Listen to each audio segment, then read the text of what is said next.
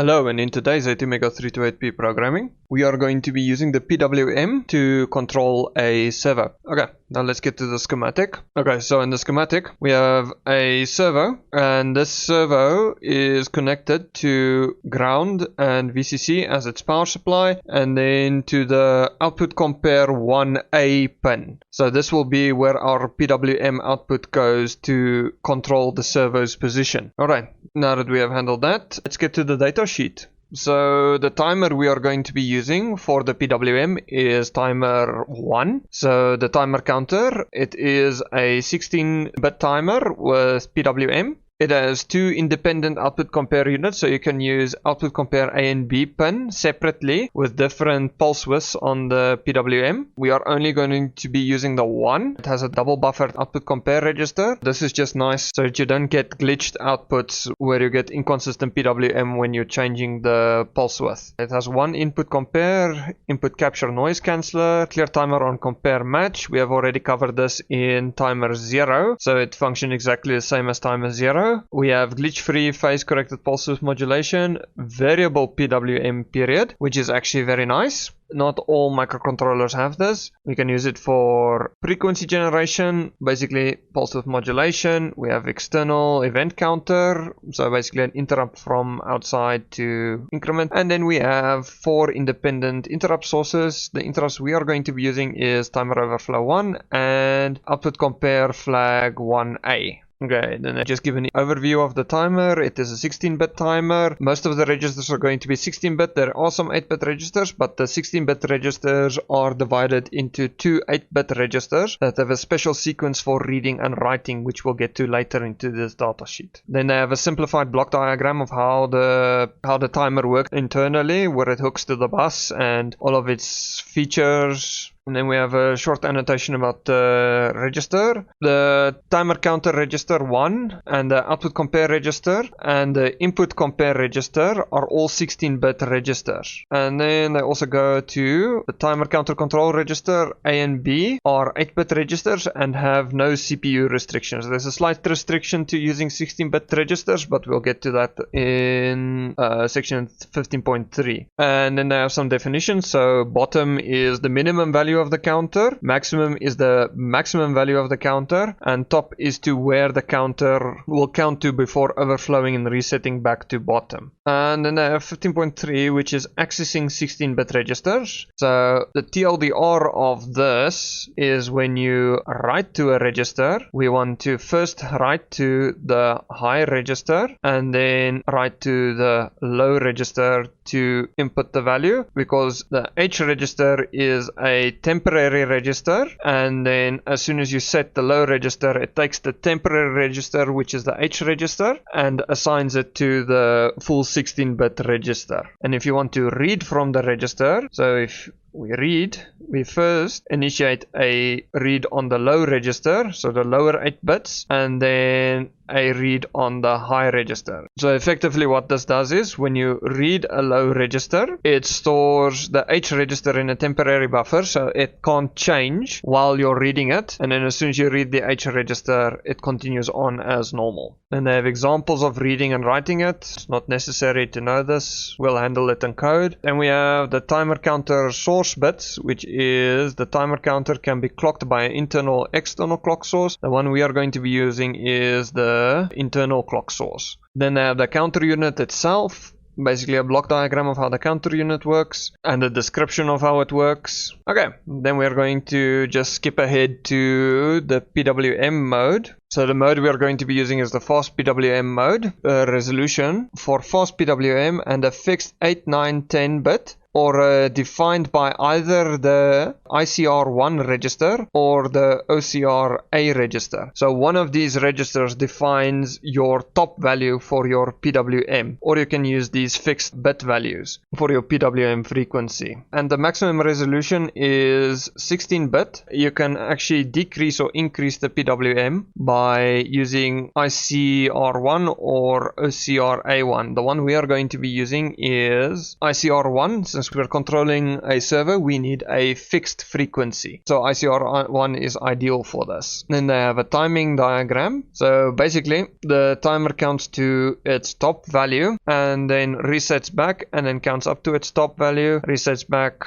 But as soon as you get a compare match, then it switches the pin on or off, depending on how you set up the pin, to be either inverted or non-inverted. For ours, we are going to be inverted, so we want a high, and then as soon as it matches the compare, go to low and then run to top, and then reset back high. Okay, now the other important bit here is the timer overflow flag is set each time the counter reaches top. And then in addition, the OCA or the output compare 1A or ICF flag is set at the same time as the timer overflow flag. So that's the important bit for us there. And then we have here, which is the PWM frequency equation. So for a PWM frequency of 50 Hertz, we are going to want a prescaler of 8. So what we do with our calculation is we say 50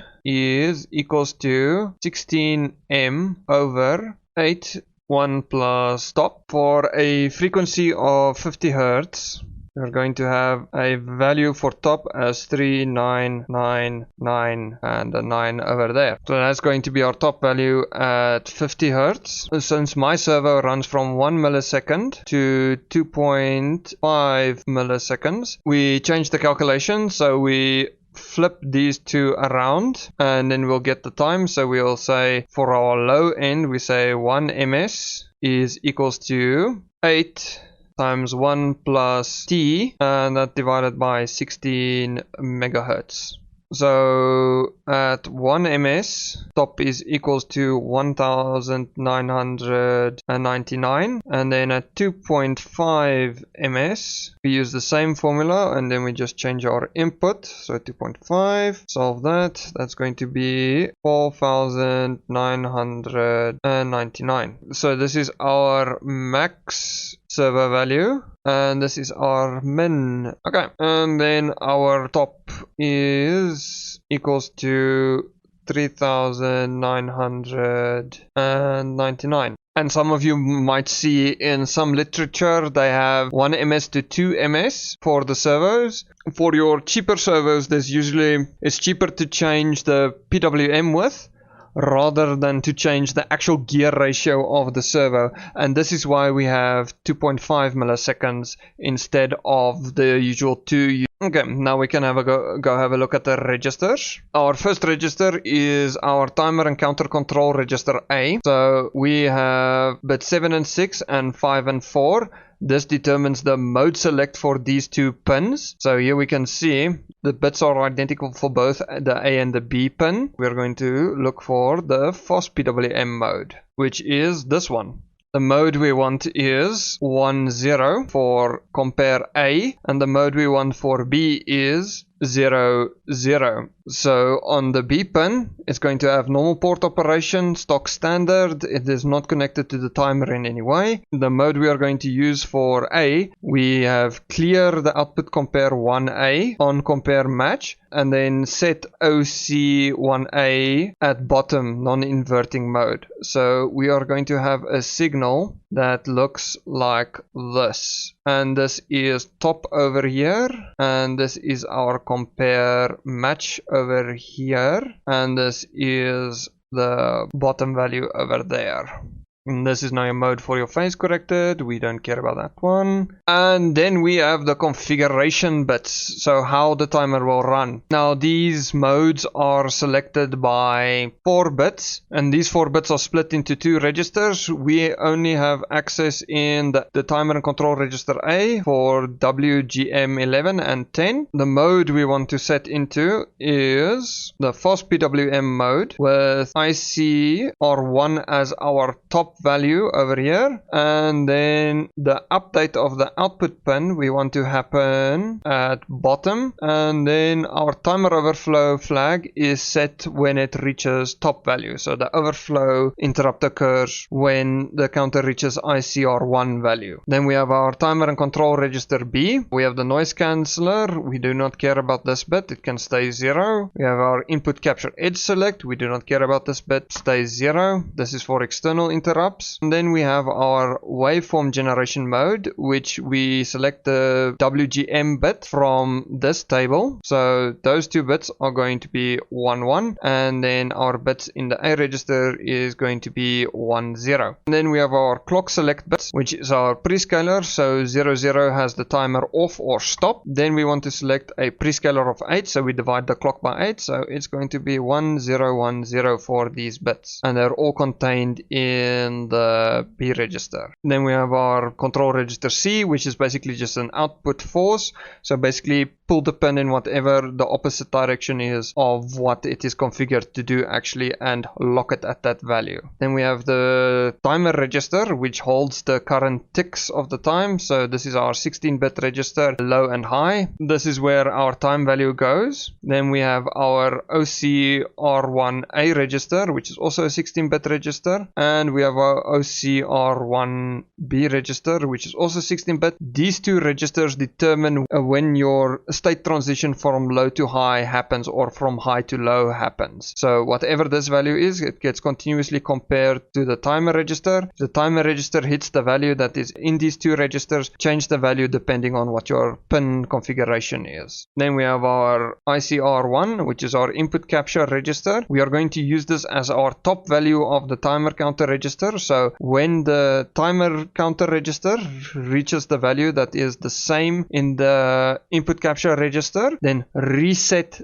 the timer register back to 0. Then we have our interrupt mask register, so here we enable interrupts. The two interrupts we care about is the interrupt timer counter output compare A match enable interrupt, and then the timer overflow interrupt. So every time when the pin goes low for the PWM, it is going to trigger the bit 1, so the output compare match, and when the timer reaches the top value, it is going to trigger the timer overflow flag. And then we have just the flag register. We are not going to be using the flag register with this one, since all interrupt flags are cleared as soon as the interrupt flag is triggered. You can also use it in code, but I prefer not to use the flag itself to detect if an interrupt has happened or not. Now let's get to the code. So for our code, we have a very basic loop set up here. We initialize the UART in main, we enable the interrupts, and nothing in our infinite loop. And I've created two header files, one that will contain our PWM functions for the servo, and then a C file that will contain the actual code for the PWM servo. So the first thing we want to do is we want to define our PWM values. So we go -define, and we say that is PWM underscore top, and that will be 39,999 for our PWM top value. Going to go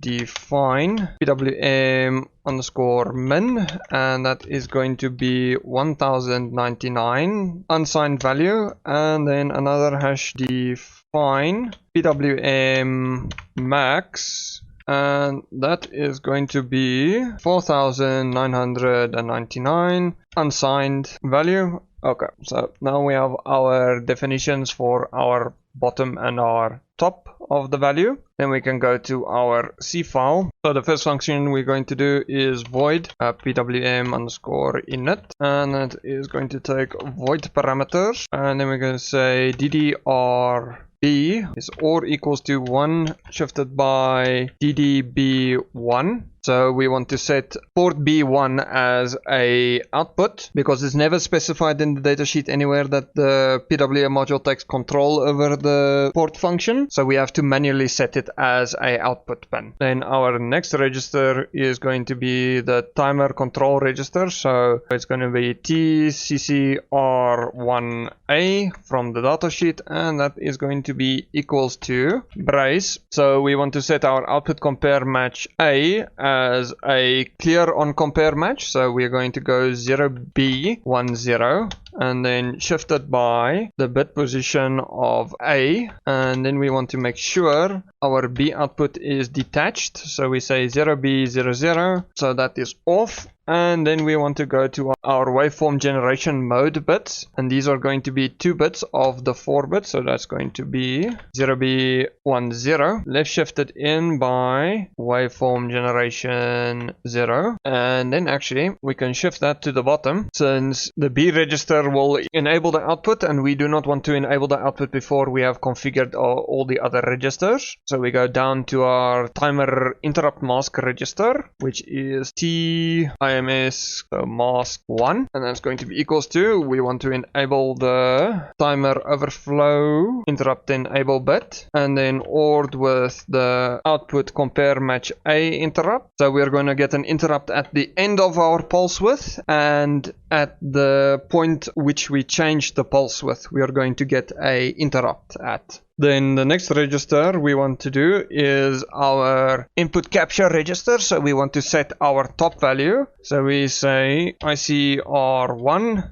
and that is going to be equals to, first want to set the H register of it, since per how we have to access low and high registers. We want to take our PWM top, and that was 0xFF00, right shifted by 8, and then we need to encase this into a brace. We copy that over, we put it in here, then we have to access our low register for it, and we can take away this, we change that to FF, so a lower 8 bits, and that will set our top value for the PWM. And then we want to set our servo to the minimum value. As soon as it starts up, we want to be at PWM 0, so that has to be changed to max. We take min of the PWM, then we take our output compare match registers, so we take the OCR1 H register, so our high register that we have to access first. We duplicate this top here, and then we replace top with PWM min. We take our low, duplicate this, Control C, Control V. Okay, now our servo will be set up as minimum. And now finally we can turn on the timer with our control register B. So we take our timer control register B, and we say that is equals to 0B11, and that is going to be shifted to the waveform generation bit 12. And then we want to set the prescaler, since the whole register is defaulted to 0. We don't need to worry about any of the other bits. And then we say 0B010 for our prescaler to be divided by 8, and that is going to be CS10. And now our PWM is initialized. Now that we have the PWM initialized, we need to do the interrupt, so we say ISR, and this is going to be our timer overflow vector, and it's going to be also ISR for our output compare match interrupt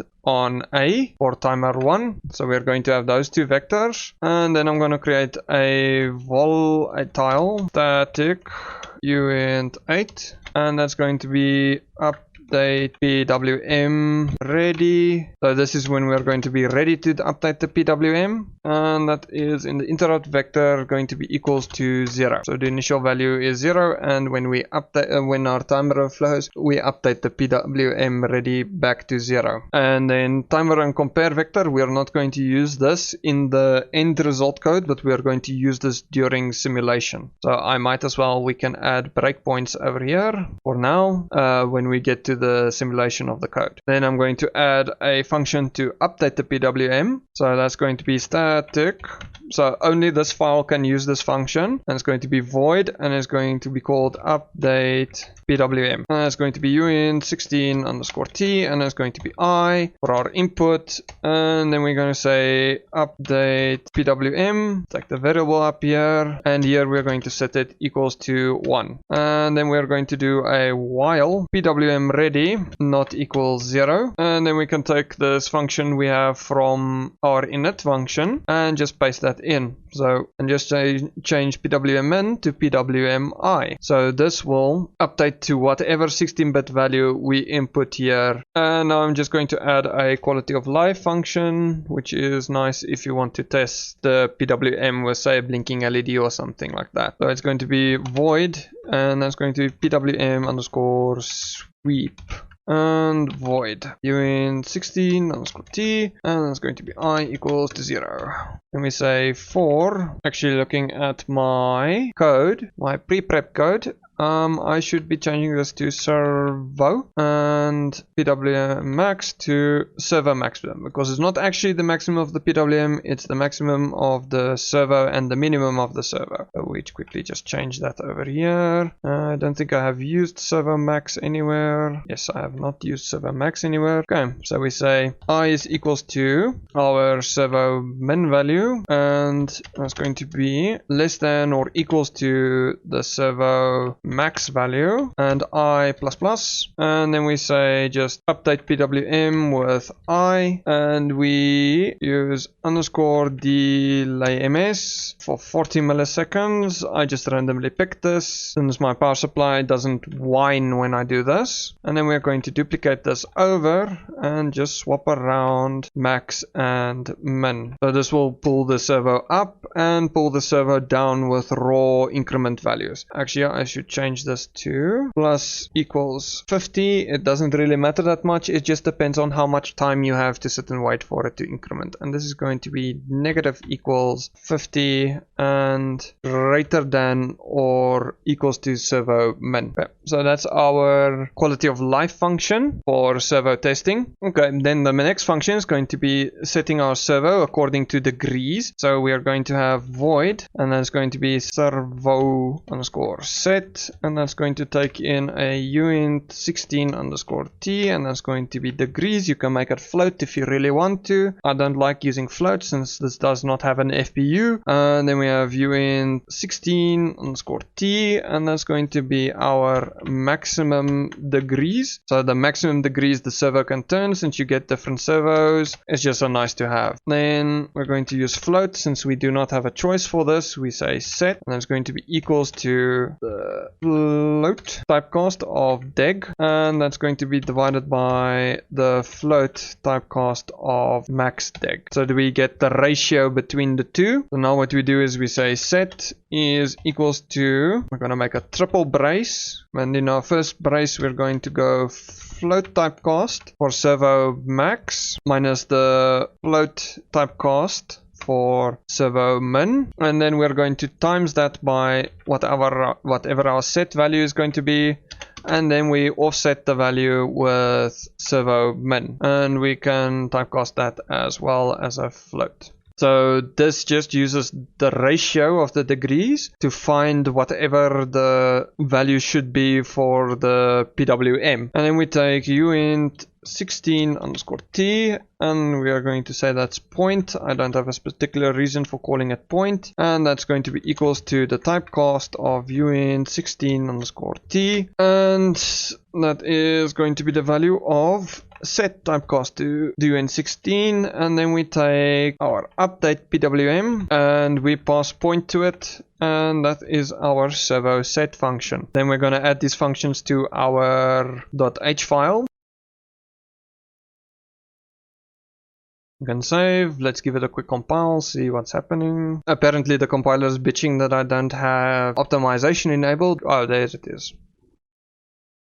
Okay, now that the code's compiled, let's quickly add our init functions to main before the interrupt. We add PWM init here. Okay, then we can take our set servo. And before the while one, we are just going to set our servo to 0, and the maximum degrees is going to be 180 degrees. So the first thing we want to do is we want to go to our optimization. We want to disable our optimization. Then we go to tools. We set to simulator and we save. Now for simulation, I am going to check that the actual top value is what we want it to be. So we are going to run the simulation and we get our first interrupt. We disable that breakpoint since I do not want that. Then we go to our processor status. I've already set it to 16 megahertz. Now we see our stopwatch here, 100 microseconds. We run it a few times until we hit the breakpoint again. Okay, let me see what's going on here. Okay, so I fixed it. I accidentally had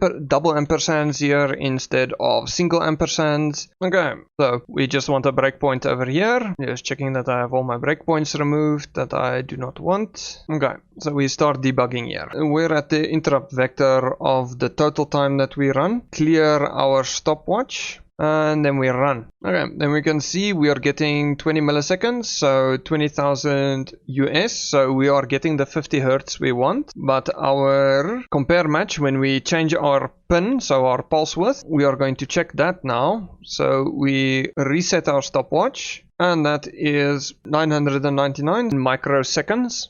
So that is 0.9 milliseconds. Let's just run that a few times, just make sure it's 1 millisecond. Okay, so every time we reach top, we reset our stopwatch and then we run again. Okay, so it is the 1 milliseconds that we want. So the next thing we do is we set our top for 180 degrees. Then we start running again. So we restart and recompile our simulator. Okay, so we hit our output compare. We reset our stopwatch. Okay, so we have an invalid value here. Let's just double check that. Okay, we reset the cycle counter again. Okay, so we get 2.499 microseconds on the output. So our calculation was correct on the servo. So now what we can do is we can stop. We set our debug optimization to optimization 2, which is the default. We save. We double check it again. So that's our approximate pulse width. It's about 20 milliseconds. That's a bit off. So we reset our stopwatch. We reset again. Now we check again. We should, 2.5 microseconds. Okay, so our calculation was correct. Now what we can do is we can switch our tool to, after we have stopped the simulation, we can go back to our pickets. We go use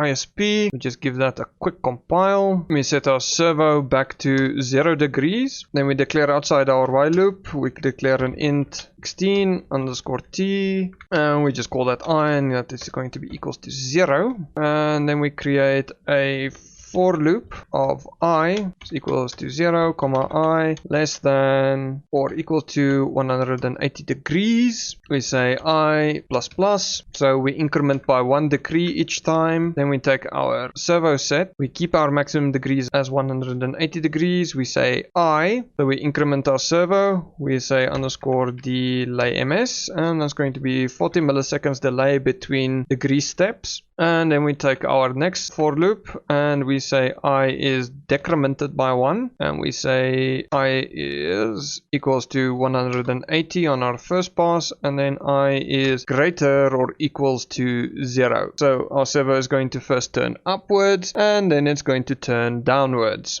And then we program quickly. Okay, now as you can see, the servo is moving up, and well, it's currently on a down counting phase through the 180 degrees to 2.5 milliseconds. Now it's on the increasing, going upwards slowly. And then you can see it actually doesn't turn all the way to 180 degrees. So I have a suspicion that this is actually a 135 degree servo and not a 180 degree servo.